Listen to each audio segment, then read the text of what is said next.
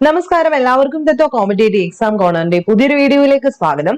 ഇന്ന് നമ്മൾ ഡിസ്കസ് ചെയ്യാൻ പോകുന്നത് വളരെ ഇമ്പോർട്ടന്റ് എന്ന് തോന്നുന്ന ഒരു +1 ചാപ്റ്റർ ആണ് ജോഗ്രഫിയില്, സമുദ്രജല ചലനങ്ങൾ. അപ്പൊ ഈ സമുദ്രജല ചലനങ്ങൾക്കകത്ത് ഇപ്പൊ സ്ഥിരമായിട്ട് ചോദിക്കുന്ന ഒരു സെക്ഷൻ എന്ന് പറയുന്നത് നിങ്ങൾക്ക് എല്ലാവർക്കും അറിയാമായിരിക്കും, പ്രധാനപ്പെട്ട ശീതജല പ്രവാഹം, ഉഷ്ണജല പ്രവാഹം. ഇത് സ്ഥിരമായിട്ട് ഇപ്പൊ ചോദിക്കുന്നുണ്ട്. ഇനി മുന്നോട്ടുള്ള എക്സാംസിനും ഇത് നമ്മൾ പ്രതീക്ഷിക്കുന്നത് കൊണ്ട് നമുക്ക് ഈ ഒരു ചാപ്റ്ററിനകത്ത് ഏറ്റവും ബേസിക് ആയിട്ട് വേണ്ട കാര്യങ്ങൾ വേഗം പറഞ്ഞങ്ങ് പോവാം. ആദ്യമായിട്ട് നമുക്ക് അറിയാനുള്ളത് സമുദ്രജലത്തിന്റെ ചലനം, അതിനെ പറ്റിയിട്ടാണ്. അതായത് സമുദ്രജലത്തിന്റെ ചലനത്തെ സ്വാധീനിക്കുന്ന ഫിസിക്കൽ ആയിട്ടുള്ള ഭൗതിക സവിശേഷതകൾ എന്തൊക്കെയാണ്? സമുദ്രജലത്തിന്റെ ചലനം എന്ന് പറയുമ്പോൾ എന്താണ്? ഓഷൻ കറന്റ്സിനെ പറ്റിയിട്ടാണ് ഇവിടെ പറയുന്നത്. ഓഷൻ കറന്റിനെ സ്വാധീനിക്കുന്ന ഭൗതിക സവിശേഷതകളാണ് ഒന്ന് ചൂട്, താപം, ലവണത്വം, സാന്ദ്രത എന്നിവ. എന്തൊക്കെയാണ്? താപം, ലവണത്വം, സാന്ദ്രത. ഇനി മറ്റ് പുറത്തുനിന്നുള്ള ബാഹ്യബലങ്ങൾ എന്തൊക്കെയാണ് സമുദ്രജലത്തിന്റെ ചലനത്തെ സ്വാധീനിക്കുന്നത്? സൂര്യൻ, ചന്ദ്രൻ, കാറ്റ്. ഏറ്റവും ഇമ്പോർട്ടന്റ് ആരാണ്? സൂര്യനും ചന്ദ്രനും. പ്രത്യേകിച്ച് ചന്ദ്രനാണ് നമ്മുടെ സമുദ്രജലത്തിന്റെ ചലനത്തെ ഏറ്റവും കൂടുതൽ സ്വാധീനിക്കുന്ന ബാഹ്യബലം. അപ്പൊ ശരിക്കും പറയുന്ന ഫിസിക്കൽ സവിശേഷതകൾ അഥവാ ഭൗതിക സവിശേഷതകൾ എന്തൊക്കെയാണ് സമുദ്രജലത്തിന്റെ ചലനത്തെ സ്വാധീനിക്കുന്നത്? താപം, ലവണത്വം, സാന്ദ്രത. ഇനി ബാഹ്യബലങ്ങളാണ് സൂര്യനും ചന്ദ്രനും, കാറ്റ് എന്ന് പറയുന്നത്. ഇനി നമുക്ക് പലതരത്തിലുള്ള സമുദ്രജല ചലനങ്ങളുണ്ട്. പ്രധാനമായിട്ടും തിരശ്ചീന സമുദ്രചലനങ്ങളുമുണ്ട്, ലംബ സമുദ്രചലനങ്ങളുമുണ്ട്. അല്ലെ, തിരശ്ചീനമായിട്ട് പോകുന്നതുകൊണ്ട് ലംബമായിട്ട് പോകുന്നതുകൊണ്ട്. തിരശ്ചീനത്തിന് എക്സാമ്പിൾ ഏതാണെന്ന് ചോദിക്കുമ്പോൾ അത് തിരമാലയും സമുദ്രജല പ്രവാഹവുമായിരിക്കണം. എന്നാൽ ലംബം എന്ന് പറയുമ്പോൾ വേലികൾ, നമ്മൾ വേലിയേറ്റം വേലിയിറക്കം പറയില്ലേ, ആ വേലികളാണ് അതിന് എക്സാമ്പിൾ ആയിട്ട് പറയുന്നത്. ഇനിയും തിരാശിഖരത്തെ പറ്റിയിട്ടൊന്നും ഞാൻ കൂടുതൽ എക്സ്പ്ലെയിൻ ചെയ്യുന്നില്ല. ഇവിടെ നിന്ന് അങ്ങനെ ചോദ്യങ്ങളൊന്നും വന്ന് കണ്ടിട്ടില്ല. നമുക്കറിയാം അല്ലെ, നമ്മളൊരു തിരയെ പറ്റിയിട്ടൊരു അല്ലെങ്കിൽ ഒരു വേവ് വരച്ചു കഴിഞ്ഞാൽ നമ്മൾ ഫിസിക്സിന് അതൊക്കെ പഠിക്കുന്ന അതുപോലെ തന്നെ ഉള്ളത്. തിരയുടെ ഈ പോർഷനെ, അതായത് ഹയസ്റ്റിനെ വിളിക്കുന്ന പേരാണ് തിരാശിഖരം. ഇനി ഇതിനിടയ്ക്കുള്ള ഈ ഒരു സ്ഥലത്തിനെയാണ് നമ്മൾ തിരാ തടം എന്ന് വിളിക്കുന്നത്. തടം പോലെ കിടക്കുന്നത് തിരാ തടമാണ്. തിര ഉന്നതി എന്ന് പറഞ്ഞു കഴിഞ്ഞാൽ എന്താണ്? ഇവിടം തൊട്ട് ഇവിടം വരെയുള്ള ഹൈറ്റിനെ നമ്മൾ തിരയുടെ ഉന്നതി എന്ന് വിളിക്കും. അല്ലെ, തിരയുടെ ആയതി എന്ന് പറഞ്ഞു കഴിഞ്ഞാൽ എന്താണ്?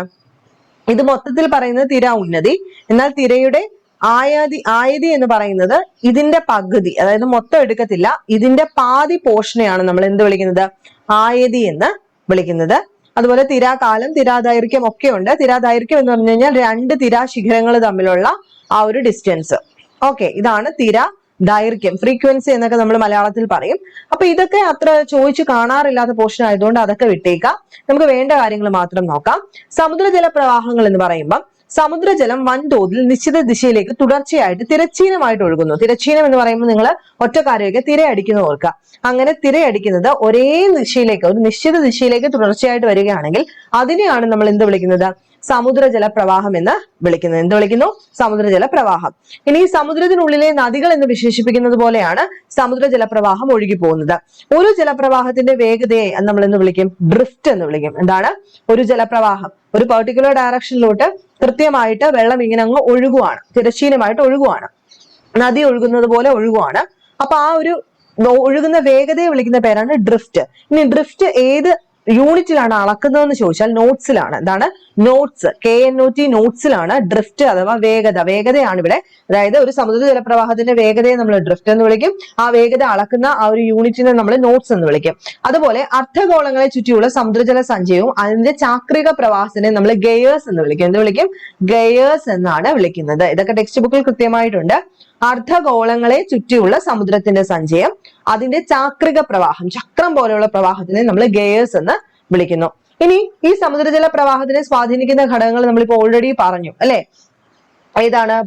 അതായത് ബാഹ്യതലത്തില് കാറ്റ്, സൂര്യൻ, ചന്ദ്രൻ. ഇനി ഭൗതിക തലത്തിൽ നോക്കുകയാണെന്നുണ്ടെങ്കിൽ ചൂട്, സലൈനിറ്റി, അതുപോലെ ബാക്കി പറഞ്ഞ ഒരു പോർഷൻ കൂടെ ഉണ്ടായിരുന്നല്ലോ, വിട്ടുപോയി, ഞാൻ തന്നെ വിട്ടുപോയി.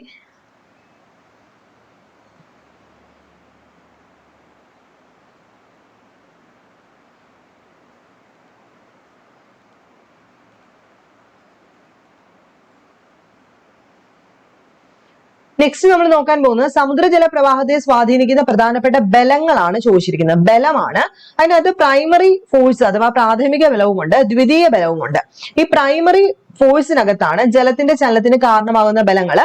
പ്രാഥമികത്തിനകത്ത് വരുന്നത് സൗരോർജത്താലുള്ള, സൂര്യന്റെ ചൂടനുസരിച്ചിട്ടുള്ള ആ ഒരു ചൂട് കൂടുന്നത്, കാറ്റ്, ഭൂമിയുടെ ഗുരുത്വാകർഷണം, കോറിയോലിസ് ഫോഴ്സ്. ഇതൊക്കെയാണ് പ്രധാനമായിട്ടും സമുദ്രജല പ്രവാഹത്തെ സ്വാധീനിക്കുന്ന ഫോഴ്സസ് എന്ന് പറയുന്നത്.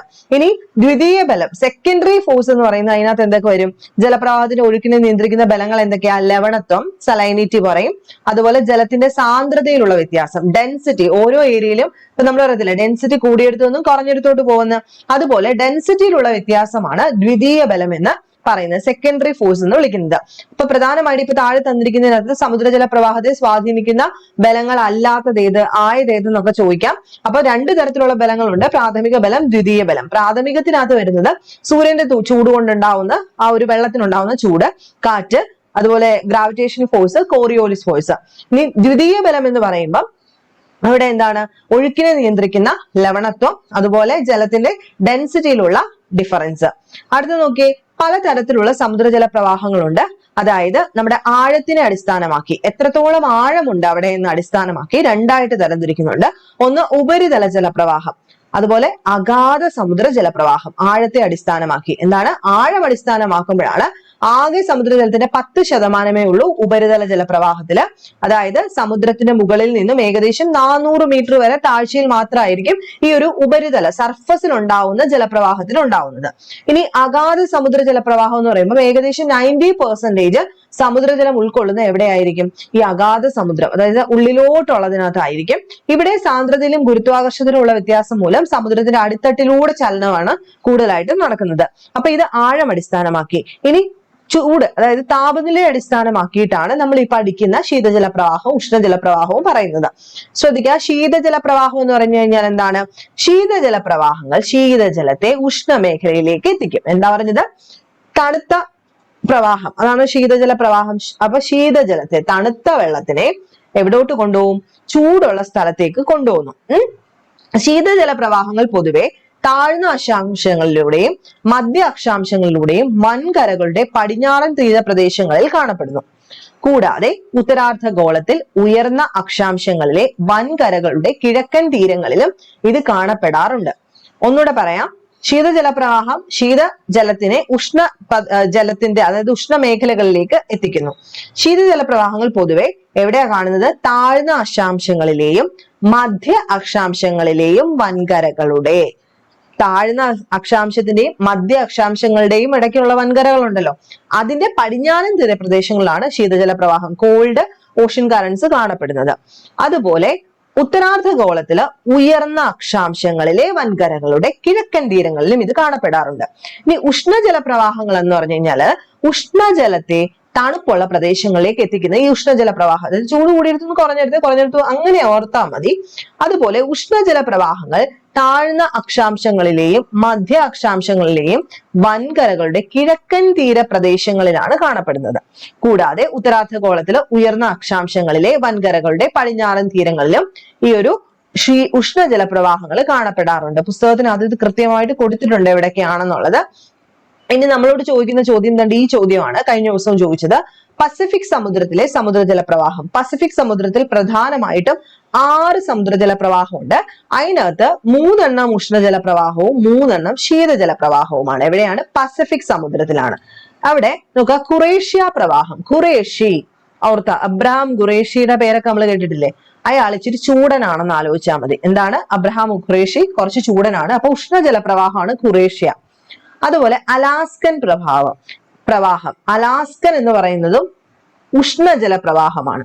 ഉത്തര പസഫിക് പ്രവാഹം ഉഷ്ണജല പ്രവാഹമാണ്. ഇനി ഒയാഷ്യോ പ്രവാഹം ശീതജലാണ്. കാലിഫോർണിയ ശീതജലാണ്. ഹംബോൾട്ട് ശീതജലാണ്. ഇതെല്ലാം പസഫിക് സമുദ്രത്തിലാണ്. അപ്പൊ ഖുറേഷ്യ ഉഷ്ണജലം, അലാസ്കൻ ഉഷ്ണജലം, ഉത്തര പസഫിക് പ്രവാഹം ഉഷ്ണജല പ്രവാഹം. ഒയാഷ്യ, കാലിഫോർണിയ, ഹംബോൾട്ട് ഇതെല്ലാം ശീതജല പ്രവാഹമാണ്. ഇതൊക്കെ ഏത് സമുദ്രത്തിലാ? പസഫിക് സമുദ്രത്തില്. ഇനി അറ്റ്ലാന്റിക് സമുദ്രത്തിലേക്ക് വരുമ്പോൾ അവിടെയും ഉണ്ട് 3 ഉഷ്ണജല പ്രവാഹം, 4 ശീതജല പ്രവാഹം. ഗൾഫ് സ്ട്രീം എവിടത്തെയാണെന്ന് സ്ഥിരം ചോദിക്കാറുണ്ട്. ഗൾഫ് സ്ട്രീം അറ്റ്ലാന്റിക് സമുദ്രത്തിലെയാണ്. ഗൾഫ് സ്ട്രീം ചൂടാണ് കേട്ടോ, ഉഷ്ണജല പ്രവാഹമാണ്. പിന്നെ ഉത്തര അറ്റ്ലാന്റിക് പ്രവാഹം ഉഷ്ണജല പ്രവാഹമാണ്. ബ്രസീലിയനും ഉഷ്ണജല പ്രവാഹമാണ്. ഇതെല്ലാം അറ്റ്ലാന്റിക് സമുദ്രത്തിലെ ഉഷ്ണജല പ്രവാഹമാണ്.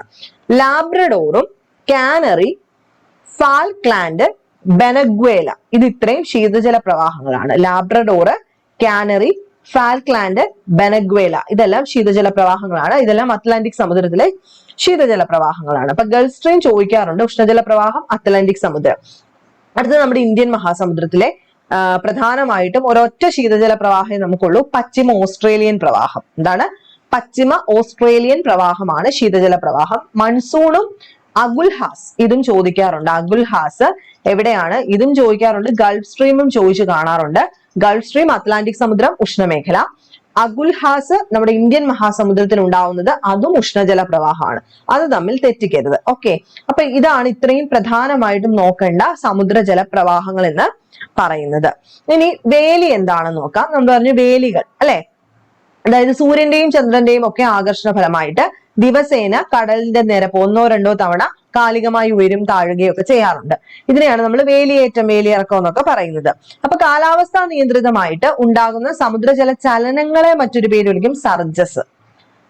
ആദ്യം നമ്മൾ എന്താ പറഞ്ഞത്? സൂര്യനും ചന്ദ്രന്റെയും ആ ഒരു അട്രാക്ഷൻ പ്രകാരം കടലിന്റെ നിരപ്പ് കൂടുക കുറയുക, അതാണ് വേലിയേറ്റം, വേലിയിറക്കം. ഇനി കാലാവസ്ഥാ നിയന്ത്രിതമായിട്ട്, അതായത് കാറ്റുകൾ, അന്തരീക്ഷ മർദ്ദത്തിലൊക്കെ വ്യത്യാസം ഉണ്ടായാൽ ആ സമയത്ത് സമുദ്രജല ചലനങ്ങൾക്ക് ഇതുപോലെ ഏറ്റക്കുറച്ചിലും ഉണ്ടായാൽ അതിനെ സർജസ് എന്നാണ് വിളിക്കുന്നത്, അത് വേലിയല്ല. ഇനി വേലികൾ എങ്ങനെയാണ് രൂപപ്പെടുന്നതെന്നാണ് ഇവിടെ കൊടുത്തിരിക്കുന്നത്. ചന്ദ്രന്റെ ഒരളവ് വരെ സൂര്യന്റെയും ഗുരുത്വാകർഷണ ബലവും ഈ ഗുരുത്വാകർഷണ ബലങ്ങൾക്കെതിരെ ഭൂമി പ്രയോഗിക്കുന്ന അപകേന്ദ്ര ബലവുമാണ് എന്തിന് കാരണമാവുന്നത്? വേലികൾക്ക്, വേലിയേറ്റം ആയിക്കോട്ടെ വേലിയിറക്കത്തിന് കാരണമാകുന്നത്. ഗുരുത്വാകർഷണ ബലവും അപകേന്ദ്ര ബലവും മൂലം ഭൂമിയിൽ ഒരേ സമയം രണ്ടിടങ്ങളിൽ വേലിയേറ്റം ഉണ്ടാവാറുണ്ട്. അതായത് ചന്ദ്രന് അഭിമുഖമായ ഭൂമിയുടെ ഭാഗത്ത് ഗുരുത്വാകർഷണ ബലത്താലും വിപരീത വശത്ത് അപകേന്ദ്ര ബലത്താലും, അതായത് ചന്ദ്രനെ നേരെ മുന്നിൽ നിൽക്കുന്ന, അഭിമുഖമായിട്ട് ഓപ്പോസിറ്റ് ഇങ്ങനെ മുഖത്തോട് മുഖം നോക്കിയിരിക്കുന്നിടത്ത് ഗ്രാവിറ്റേഷൻ ഫോഴ്സ് കൊണ്ടും ഇതിന്റെ നേരെ ഓപ്പോസിറ്റ് സൈഡിൽ അപകേന്ദ്ര ബലം കൊണ്ടും സെൻട്രിപെറ്റൽ ഫോഴ്സ് കൊണ്ടും ഒക്കെ എന്തുണ്ടാവാറുണ്ട്? വേലിയേറ്റങ്ങൾ ഉണ്ടാവാറുണ്ട്. ദ്വീപുകൾക്കിടയിലൂടെയോ ഉൾക്കടലുകൾക്കിടയിലൂടെയോ അഴിമുഖങ്ങളിലേക്കോ വേലിയേറ്റ ജലം ഒഴുകുന്നതിനെ നമ്മൾ എന്ത് വിളിക്കും? വേലിയേറ്റ പ്രവാഹം. ദ്വീപുകൾക്കിടയിലൂടെയോ ഉൾക്കടലിലേക്കോ അഴിമുഖങ്ങളിലേക്കോ വേലിയേറ്റ ജലം ഒഴുകുന്നതിനെ എന്ത് വിളിക്കും? വേലിയേറ്റ പ്രവാഹം, ടൈഡൽ കറൻസ് എന്നാണ് വിളിക്കുന്നത്. കാനഡയിലെ നോവാ സ്കോട്ടിയയിലുള്ള ഫണ്ടി ഉൾക്കടലിലാണ് ലോകത്തിലെ ഏറ്റവും ഉയരമുള്ള വേലിയേറ്റം ഉണ്ടാവുന്നത്. ഇതൂടെ ഒന്ന് നോക്കി വെച്ചേക്കാം. ഇതിനകത്ത് പലതരം വേലികളെ പറ്റിയിട്ട് പറയുന്നുണ്ട്, പക്ഷെ അതിപ്പോ ഞാൻ ഡിസ്കസ് ചെയ്യുന്നില്ല. താഴോട്ട് വരുന്ന സമയത്ത് ഈ പെരിജി, അപ്പോജി, പെരിഹിലിയൻ, അബ്ഹീലിയൻ, എബ്ബ്, ഫ്ലോ, ഫ്ലഡ് അതൊക്കെ ഒന്ന് പറഞ്ഞിട്ട് പോകാം, ചിലപ്പോൾ ചോദിക്കാൻ സാധ്യതയുണ്ട്. നോക്കിയേ, പെരിജി എന്ന് വെച്ച് കഴിഞ്ഞാല് ചന്ദ്രന്റെ ഭ്രമണപഥം ഭൂമിയോട് ഏറ്റവും അടുത്തെത്തുന്നത്, ചന്ദ്രന്റെ ഭ്രമണപഥം ഭൂമിയോട് ഏറ്റവും അടുത്തെത്തുന്നതിനെയാണ് നമ്മൾ പെരിജി എന്ന് വിളിക്കുന്നത്. അപ്പൊ സാധാരണയിൽ നിന്ന് വ്യത്യസ്തമായിട്ട് ഈ സമയത്ത് വേലിയേറ്റ വേലിയിറക്കങ്ങൾ കൂടുതൽ ശക്തമാവും. പെരിജി സമയത്ത് വേലിയേറ്റ വേലിയിറക്ക നിരപ്പുകൾ തമ്മിലുള്ള അന്തരം വർദ്ധിക്കുകയും ചെയ്യാറുണ്ട്. ഇനി അപ്പോജി എന്ന് പറയുമ്പോൾ നേരെ ഓപ്പോസിറ്റ്, ചന്ദ്രന്റെ ഭ്രമണപഥം ഭൂമിയിൽ നിന്നും ഒരുപാട് അകലത്തിലോട്ട് പോകുന്നു, ഏറ്റവും അകലെയാവുന്നു. അപ്പൊ ഇവിടെ വേലിയേറ്റ വേലിയിറക്ക നിരക്കുകൾ തമ്മിലുള്ള അന്തരം കുറഞ്ഞു വരും. ഓക്കെ, പെരിഹിലിയൻ എന്ന് വെച്ച് കഴിഞ്ഞാൽ എന്താണ്? ഭൂമിയുടെ സ്ഥാനം സൂര്യനോട് ഏറ്റവും അടുത്താവുന്നു. ഭൂമിയുടെ സ്ഥാനം സൂര്യനോട് ഏറ്റവും അടുത്ത് നിൽക്കുന്ന ദിവസം ഏതാ? പെരിഹീലിയൻ, ജനുവരി 3 ആണെന്നാണ് പറയുന്നത്. അപ്പം ഇവിടെയും ഈ ഒരു ജനുവരി 3 എന്ന് പറയുന്ന ആ ഒരു ഡേറ്റും വേലിയേറ്റങ്ങൾ ഭയങ്കര ഉയരത്തിലും വേലിയിറക്കം ഭയങ്കര താഴ്ചയും ഒക്കെ ഉള്ളതുകൊണ്ട് തന്നെ ഇവർ തമ്മിലുള്ള അന്തരം കൂടുതലായിരിക്കും. അബ്ഹിലിയൻ എന്ന് പറഞ്ഞു കഴിഞ്ഞാൽ എന്തായിരിക്കും? നേരെ ഓപ്പോസിറ്റ്, ഭൂമിയുടെ സ്ഥാനം സൂര്യനോട് ഭയങ്കര ദൂരെയായിട്ട് വരിക. ഇനി വരാൻ പോകുന്ന ജൂലൈ 4 സംഭവിക്കുന്നത്. അപ്പൊ ഈ ദിവസങ്ങളിൽ വേലിയേറ്റ വേലിയിറക്കങ്ങൾ തമ്മിലുള്ള അന്തരം വളരെ കുറവായിരിക്കും, അതായത് വലിയ വേലിയേറ്റോ വലിയ വേലിയിറക്കം ഉണ്ടാവില്ല എന്നാണ് അതിനർത്ഥം. അടുത്ത എബ്ബ് എന്ന് വെച്ച് കഴിഞ്ഞാൽ എന്താ?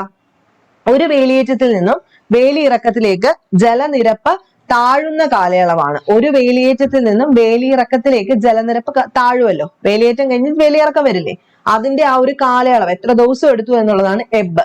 ഇനി ഫ്ലോ ഓർ ഫ്ലഡ് എന്ന് വെച്ച് കഴിഞ്ഞാൽ ഒരു വേലിയിറക്കത്തിൽ നിന്നും വേലിയേറ്റത്തിലേക്ക് ജലനിരപ്പ് ഉയരുന്ന, വേലിയിറക്കം കഴിഞ്ഞിട്ട് പിന്നെ വേലിയേറ്റത്തിലേക്ക് ഉയരത്തില്ലേ വെള്ളം, അതിനെയാണ് ഫ്ലോ ഫ്ലഡ് എന്ന് വിളിക്കുന്നത്.